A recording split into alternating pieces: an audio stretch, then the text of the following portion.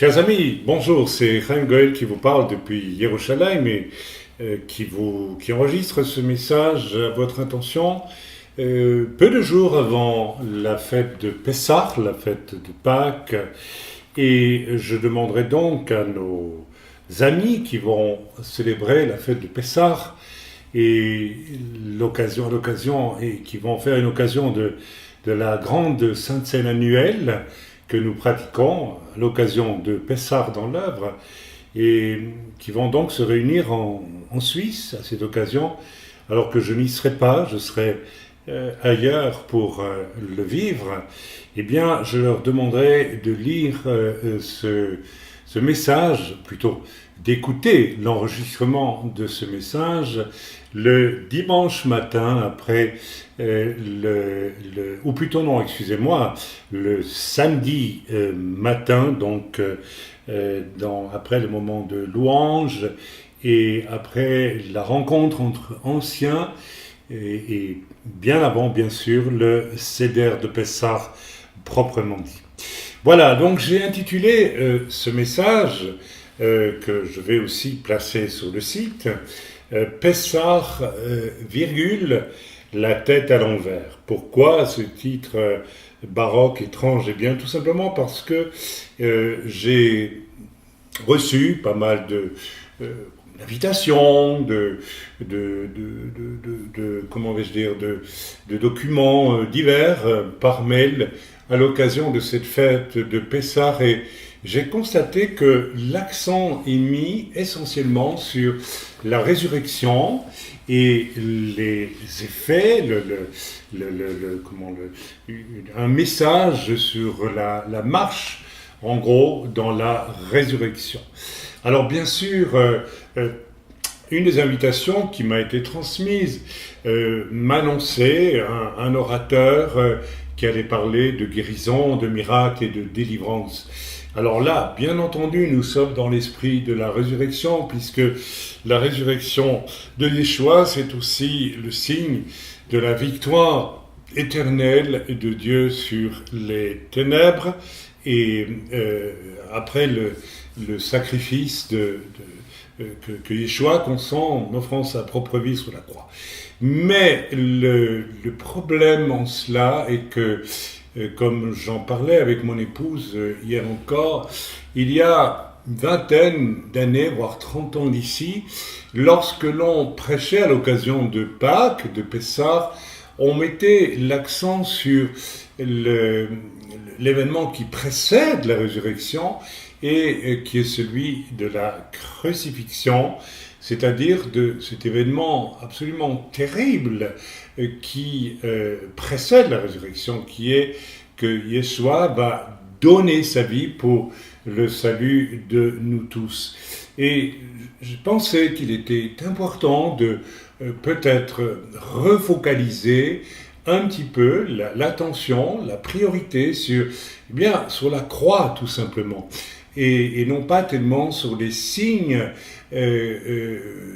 qui accompagnent la vie de résurrection, qui est extrêmement importante. Pourquoi ? Parce que de toute évidence, les fruits de la résurrection sont pour nous la marche dans la sainteté, une sainteté obtenue à la croix par Jésus pour nous, une marche dans la foi, une marche à la découverte de notre appel pour servir le Seigneur, une marche dans l'équipement des dons spirituels, etc., etc. Tout cela est absolument biblique, mais nous devons admettre que dans le contexte actuel de faux Saint-Esprit, où l'on met exclusivement l'accent sur les signes et les prodiges qui ne sont pas du Seigneur, mais en ont l'apparence, en tout cas en ont l'emballage pseudo-évangélique, pseudo-chrétien, il est évident que,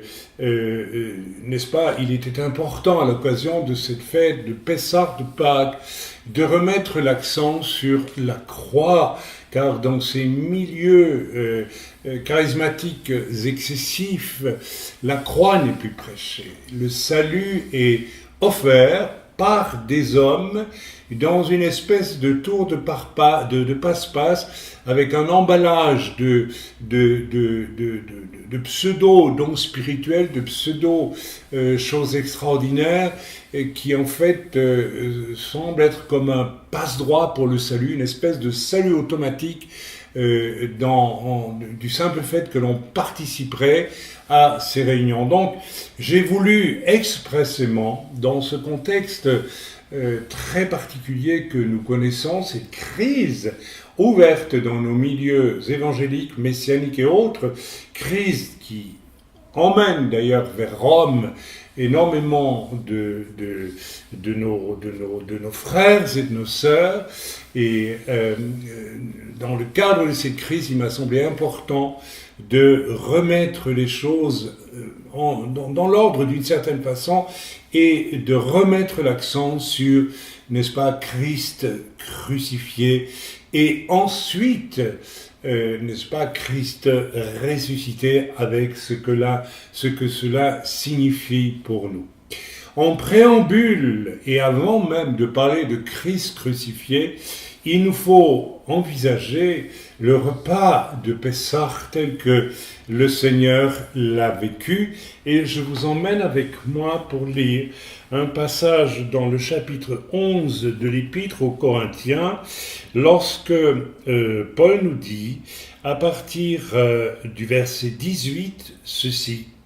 Car premièrement, quand vous vous assemblez, je m'empresse de préciser avant de continuer la lecture, ou plutôt de la reprendre, que je vous lis ici la version tirée de la Bible Martin, qui est à mon sens la plus proche de l'original. Donc, je reprends la lecture en 1 Corinthiens, verset 18. « Car premièrement, quand vous vous assemblez dans l'Église, j'apprends qu'il y a des divisions parmi vous, et j'en crois une partie, car il faut même qu'il y ait des hérésies parmi vous, afin que ceux qui sont dignes d'approbation soient manifestés parmi vous. Quand donc vous vous assemblez, ainsi tous ensemble, ce n'est pas manger la cène du Seigneur, là, car lorsqu'il s'agit de prendre le repas, chacun prend par avance son souper particulier, en sorte que l'un a faim et l'autre fait bonne chère. » Juste une parenthèse ici, la Sainte Seine ici est donc évoquée dans le cadre d'un repas. Pour ce qui nous concerne, dans l'œuvre Lève-toi et Sion, nous avons pris l'option de penser qu'à la lumière de cette écriture, la Sainte Seine, au départ de l'Église, se concevait dans le cadre d'un repas et, à notre avis, dans le cadre du repas de Pessah. Nous avons donc institué tous les ans une Sainte Seine absolument solennelle, n'est-ce pas, dans le cadre de la fête de Pâques de Pessah. Et nous avons enregistré un bouleversement extrêmement fort du fait de l'avoir désormais conçu ainsi. En effet, sans rentrer dans les détails, il devient impossible à toute personne qui participe ainsi, n'est-ce pas, à la prise du pain sans levain et de la coupe de vin dans le cadre de Pessah, qui est un mémorial, n'est-ce pas, qui nous rappelle ce que le Seigneur a fait pour nous à la croix avant de ressusciter. Eh bien, dans ce cadre-là, il est devenu impossible pour qui que ce soit de cacher des choses qui ne peuvent pas subsister dans une vie sanctifiée. Nous avons vécu des expériences très fortes au cours des 3 premières années où nous avons établi cette Sainte Seine annuelle de Pessah, et avec des choses qui sont venues à la lumière au moment, non pas au moment de prendre la Sainte Seine, mais dans les heures qui précédèrent. En effet, nous avons vu des personnes, par leurs propos, amener d'elles-mêmes à la lumière des choses qui n'étaient pas dignes d'être présente dans leur vie.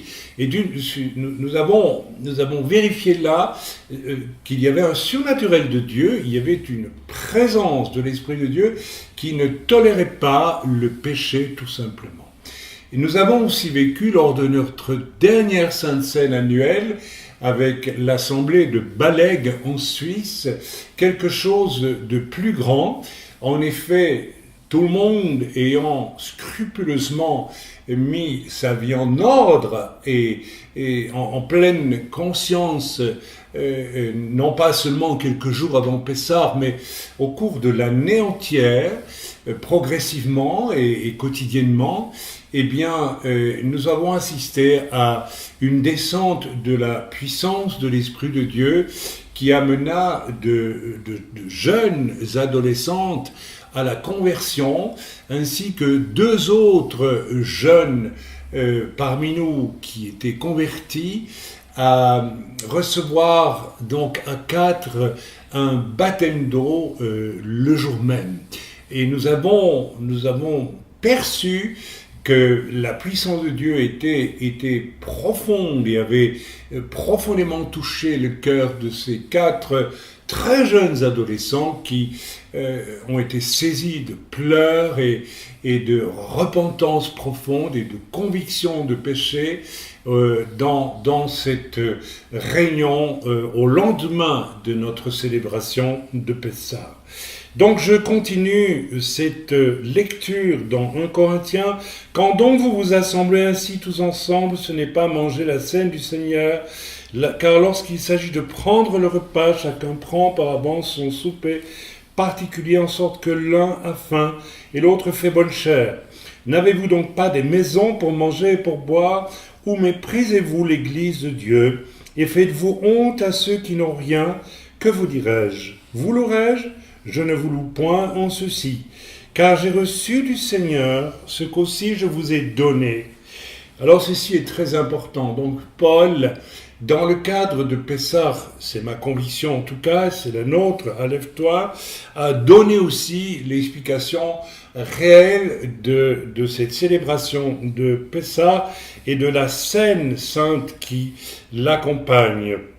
Et car j'ai reçu du Seigneur, dit Paul, ce qu'aussi je vous ai donné, c'est que le Seigneur Yeshua, la nuit qu'il fut trahi, prit du pain, et du pain sans levain. Je voudrais ici faire la parenthèse, car j'ai lu un enseignement sur le site d'un frère respecté, et que je respecte pour ses enseignements évangéliques, mais un commentaire qui trahit malgré tout cette théologie du remplacement, et où il était affirmé que le pain de la Sainte Seine de Pessah, pratiqué par Yeshua, s'est fait avec du pain avec le vin, ce qui est complètement invraisemblable dans la mesure où tout simplement les disciples juifs de Yeshua ne pouvaient trouver un gramme de pain levé dans tout Jérusalem et dans tout Israël au moment de cette célébration.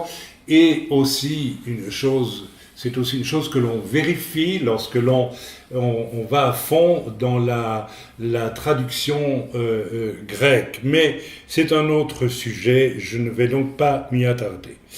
Et après avoir rendu grâce, donc Jésus la nuit qu'il fut trahi prit du pain, et après avoir rendu grâce, il le rompit et dit, « Prenez, mangez, ceci est mon corps qui est rompu pour vous, faites ceci en mémoire de moi. » De même aussi après le souper, il prit la coupe en disant, « Cette coupe est la nouvelle alliance en mon sang, faites ceci toutes les fois que vous en boirez en mémoire de moi. » Voilà, la Sainte Seine instituée clairement et à notre avis dans le cadre d'un repas qui est celui de Pessah. Le Seder de Pessah, c'est le Seder que les Juifs pratiquaient depuis la sortie d'Égypte et qu'ils continuent d'ailleurs à pratiquer aujourd'hui. Alors, c'est peut-être la raison pour laquelle, en certains milieux chrétiens, on a transposé ce repas, cette Sainte Seine, dans un culte abstrait, ou plutôt une sainte scène abstraite dans un moment de culte dominical et qui n'a plus rien à voir avec le contexte originel de cette scène sainte. Je continue de même aussi après le souper, je l'ai dit, car toutes les fois que vous mangerez de ce pain et que vous boirez de cette coupe, vous annoncerez la mort du Seigneur jusqu'à ce qu'il vienne. Ceci est d'une extraordinaire importance. C'est pourquoi quiconque mangera de ce pain ou boira de la coupe du Seigneur indignement sera coupable du corps et du sang du Seigneur. Que chacun donc s'éprouve soi-même, et ainsi qu'il mange de ce pain et qu'il boive de cette coupe. Car celui qui en mange et qui en boit indignement mange et boit sa condamnation, ne discernant point le corps du Seigneur. Et c'est pour cela que plusieurs sont faibles et malades parmi vous, et que plusieurs dorment, en d'autres mots, sont morts. Car si nous nous jugions nous-mêmes, nous ne serions point jugés. Mais quand nous sommes jugés, nous sommes enseignés par le Seigneur afin que nous ne soyons point condamnés avec le monde. C'est pourquoi, mes frères, quand vous vous assemblez pour manger le repas du Seigneur, attendez-vous l'un l'autre. Donc, vous voyez que le contexte du repas est à nouveau mentionné clairement ici, donc n'a rien à voir avec cette sainte scène abstraite telle que se pratique dans nombre d'églises évangéliques protestantes et avec évidemment des connotations beaucoup plus discutables encore dans l'église catholique. Et si quelqu'un a faim, dit Paul pour terminer, qu'il mange en sa maison afin que vous ne vous assembliez pas pour votre condamnation. Voilà, touchant les autres points, dit Paul, j'en ordonnerai quand je serai arrivé. Voilà donc, voilà établi, en lisant la parole, le cadre strictement biblique de cette sainte scène. Et mes frères et mes sœurs, vous allez la vivre en Suisse, à Balègue, cette année, en mon absence. Et c'est le frère Éric, qui est ancien de France, qui va donc présider pour nous tous, pour vous tous là-bas, cette sainte scène, pendant que je le ferai ailleurs. Bien, donc je voudrais remettre l'accent, après avoir parlé de ce préambule, c'est-à-dire de ce repas, où le Seigneur lui-même a dit « Prenez et mangez, ceci est mon corps, buvez, ceci est mon sang ». Le préambule est donc donné, c'est Yeshua qui a établi cette sainte scène, et il est très clair que l'ordre est donné de le faire pour nous tous les ans, au moment de Pessah, comme quelque chose en mémoire de Yeshua, en mémoire de Yeshua, c'est-à-dire d'une histoire qui commence dans le Seder de Pessah et qui va en gros se clôturer, si vous voulez, au moment de la résurrection. Qu'est-ce qui suit le Seder de Pessah? C'est l'angoisse de Jésus à Gethsémane, c'est tout ce que nous savons du chemin de souffrance et extraordinaire que le Seigneur va devoir affronter pour finalement offrir sa vie en sacrifice, parce que Yeshua, Jésus, n'a pas été tué par la volonté humaine, mais la volonté humaine n'a fait qu'accomplir le dessein qu'a le Seigneur de donner ouvertement, librement, sa propre vie. Et j'aimerais mettre ici vraiment l'emphase sur la croix, parce que la croix n'est plus prêchée, ou de moins en moins aujourd'hui.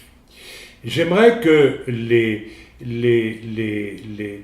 la croix soit vraiment remise au centre de Pessah, parce que la marche lente, progressive de Yeshua à partir du Seder de Pessah vers sa propre mort, qui est un don de soi, je répète, est une marche qui se fait à travers une nuit d'angoisse absolument affreuse, Et dans notre propre marche vers la croix, qui est un peu le point culminant qui est le point culminant de la plus grande injustice de l'histoire de l'humanité, à savoir de laisser mourir sur une croix, n'est-ce pas, un être pur, sans tache, sans péché, eh bien, dans notre marche à nous, à la rencontre de cette croix, la chose ne peut se faire absolument pas comme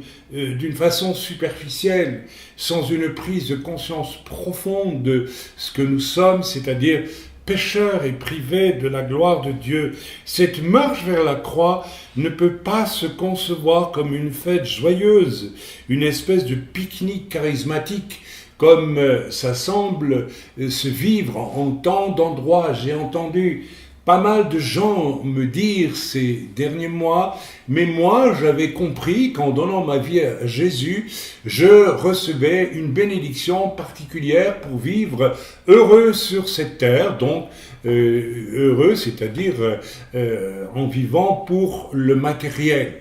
Et je pourrais vous citer bien d'autres exemples. Beaucoup de gens ont accepté Jésus parce qu'on leur a dit, eh bien, vous serez bénis dans vos finances, ou bien vous serez toujours guéris, ou bien le Seigneur ramènera votre mari, ou bien le Seigneur vous donnera du travail, ou bien vous serez remplis de toutes sortes de choses venues de l'esprit, etc., etc. Vous serez remplis de bien-être, vous serez heureux, vous serez satisfait. C'est tout ce discours-là qui, depuis des décennies maintenant, progressivement, a envahi le terrain des prédications, n'est-ce pas, et en évacuant subtilement celui de la croix.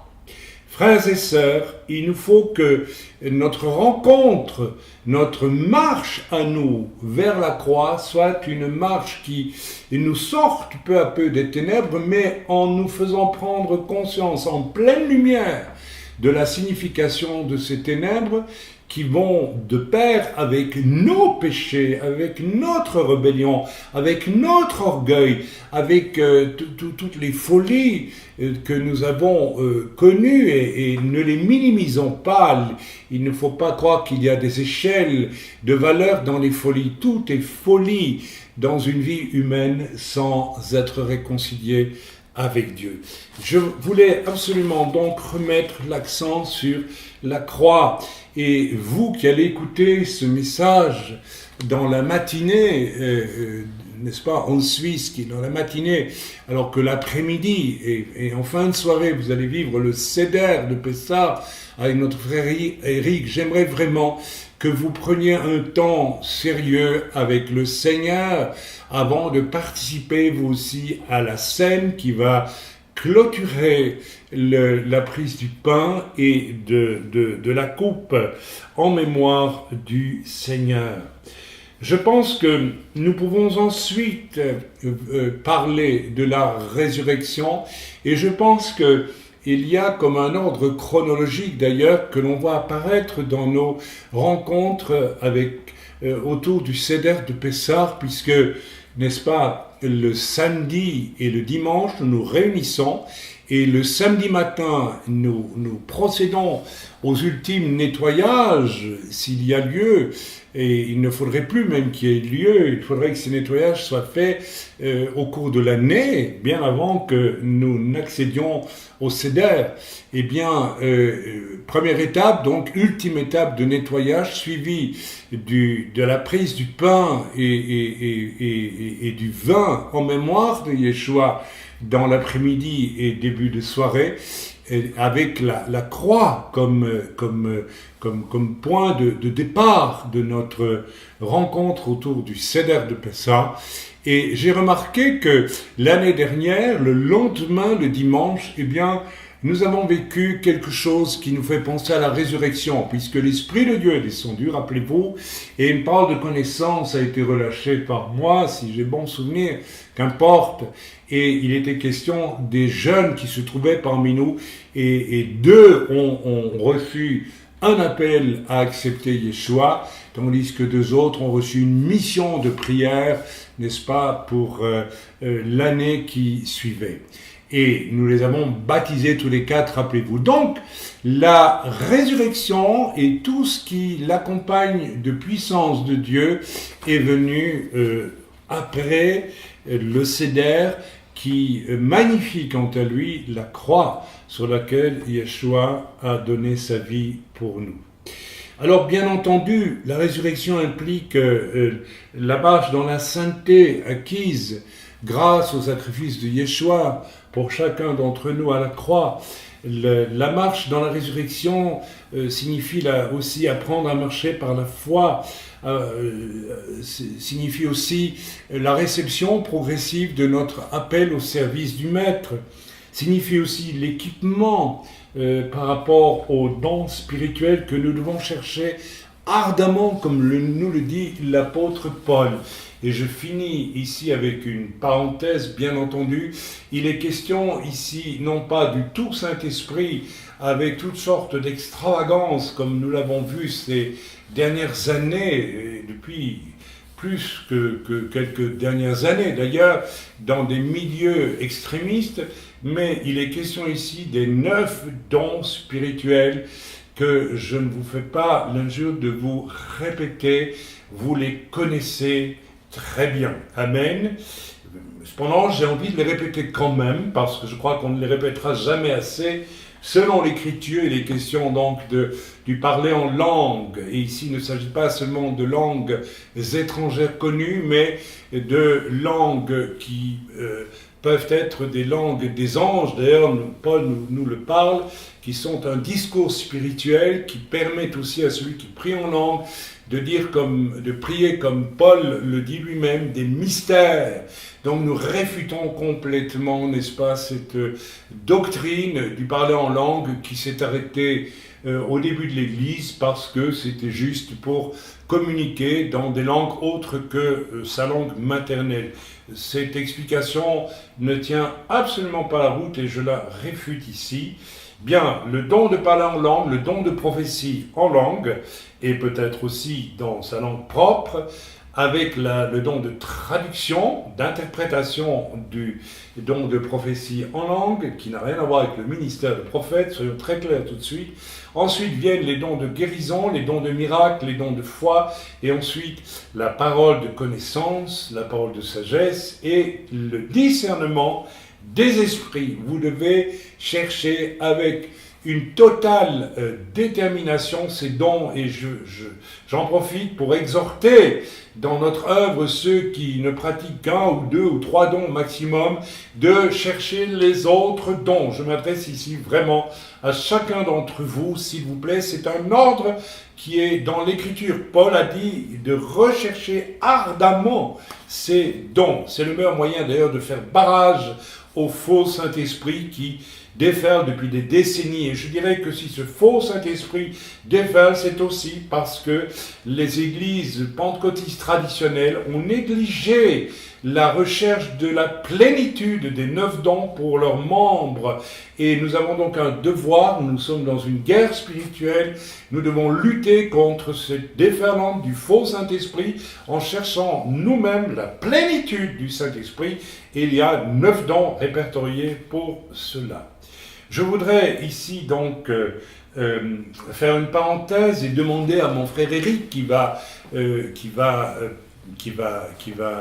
présider pour ce repas, ce Seder de Pessah en soirée, de prévoir demain, donc dimanche, après le temps de louange qui commencera en matinée, d'appeler les 4 jeunes qui étaient présents l'année dernière et de leur demander de témoigner non pas de ce qu'ils ont vécu d'agréable pour eux et de bénéfique pour eux dans l'œuvre.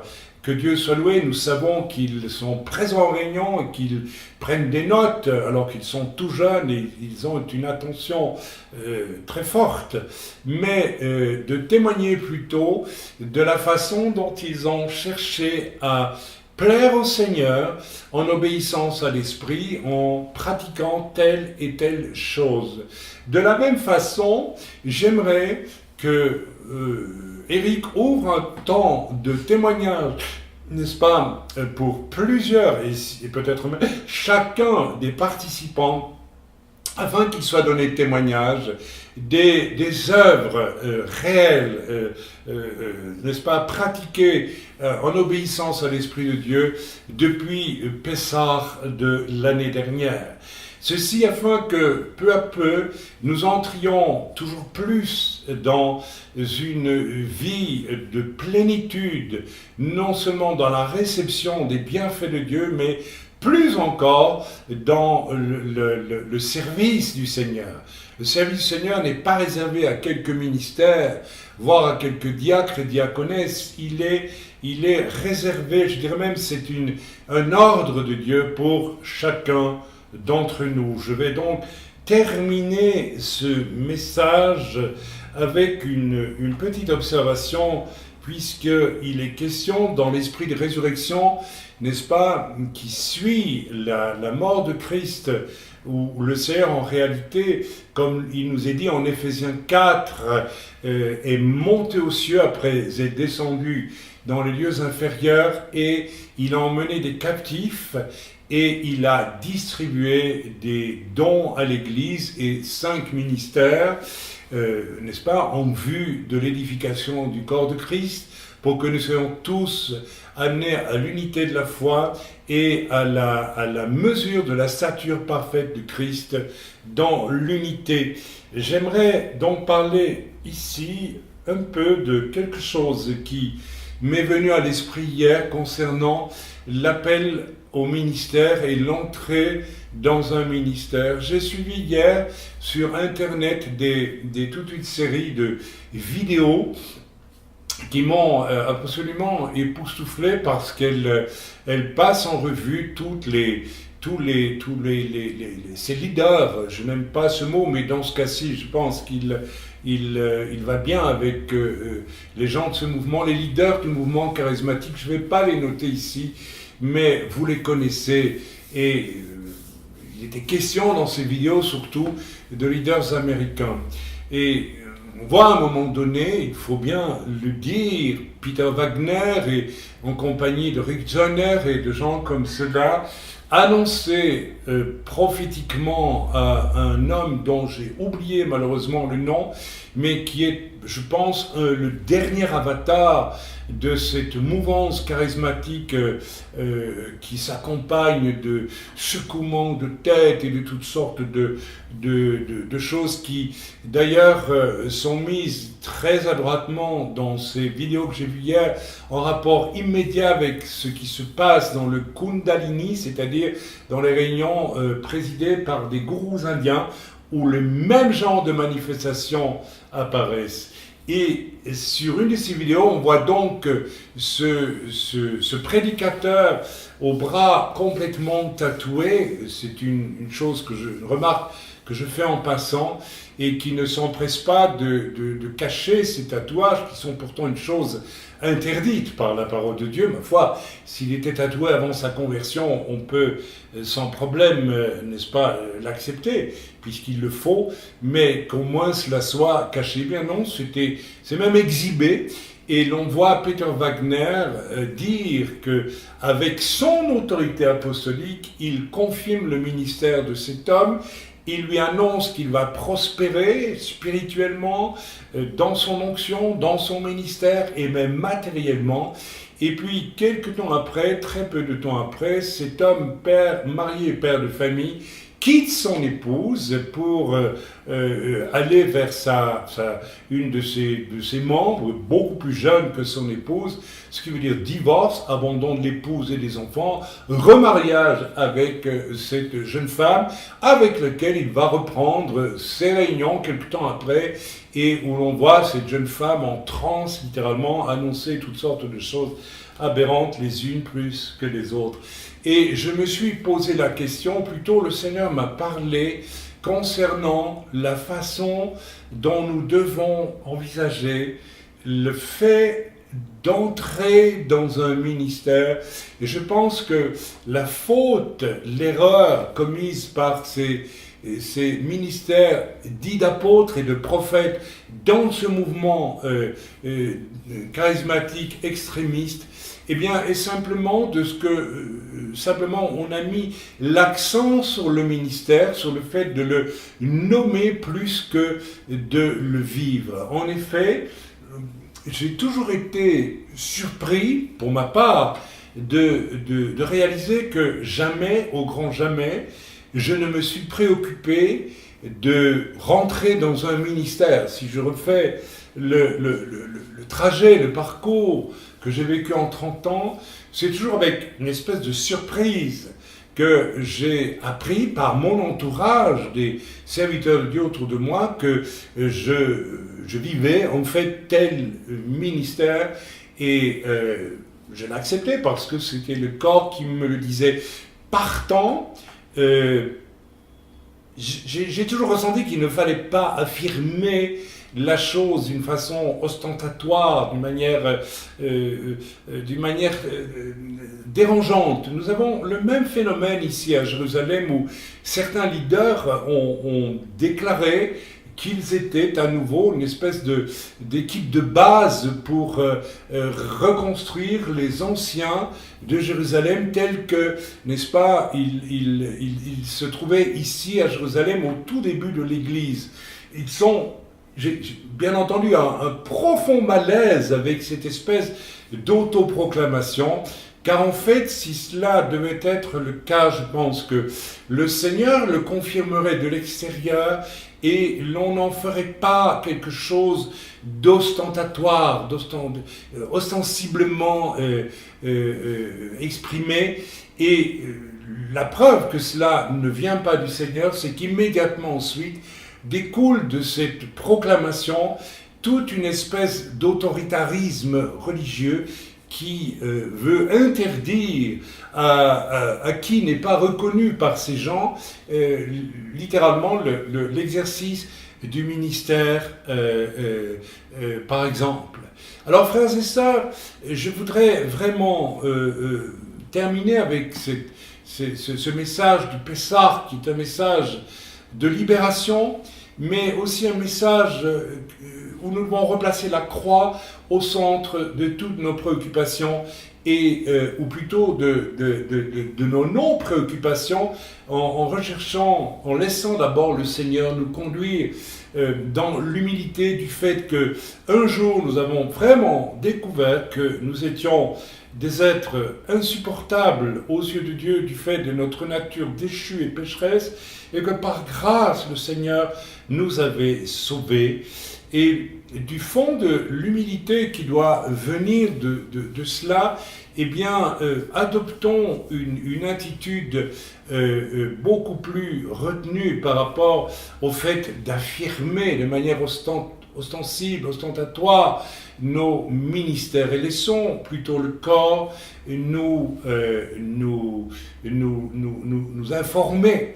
Et c'est pour cela que je vais dans quelques temps, et je serai absent pour Pessah de ce fait-là, entamer une nouvelle session de formation de disciples selon la méthode de la formation en marchant, au terme de laquelle nous pensons pouvoir aider quelques jeunes gens, jeunes filles, qui deviendront diaconesses et non pas ni pasteurs, ni évangélistes, ni docteurs, ni apôtres, ni prophètes, mais n'est-ce pas, nous pensons pouvoir encourager quelques jeunes à rentrer dans un appel au service du Maître. Voilà, je voulais donc vous remercier pour votre écoute et vous qui serez en Suisse et vous, mes frères et mes sœurs qui allez écouter ce message sur le site, je voudrais vous souhaiter un Rak Pessah Sameach, une excellente fête de Pessah, et aussi terminer par un scoop, puisque j'ai à cœur pour le Pessah 2015 d'ouvrir notre rencontre de Pessah en Europe à des personnes extérieures. Jusqu'à présent, c'était une forme de training, donc l'Esprit de Dieu m'avait conduit, et en accord avec toute l'œuvre, Abba lègue de limiter la participation à cette sainte scène absolument sainte de Pessah aux seuls membres dans l'œuvre. Eh bien, je pense qu'à partir de l'année 2015, nous allons ouvrir la participation à ce repas de Pessah dans des conditions que nous donnerons à ceux qui voudront participer de l'extérieur. Mais nous allons donc ouvrir la participation, n'est-ce pas? Et nous espérons que vous viendrez nombreux d'un peu partout pour vivre avec nous cette fête de Pessah. Encore une fois, Rak Pessah Sameach à tous, dans le nom de Yeshua, soyez bénis. Amen.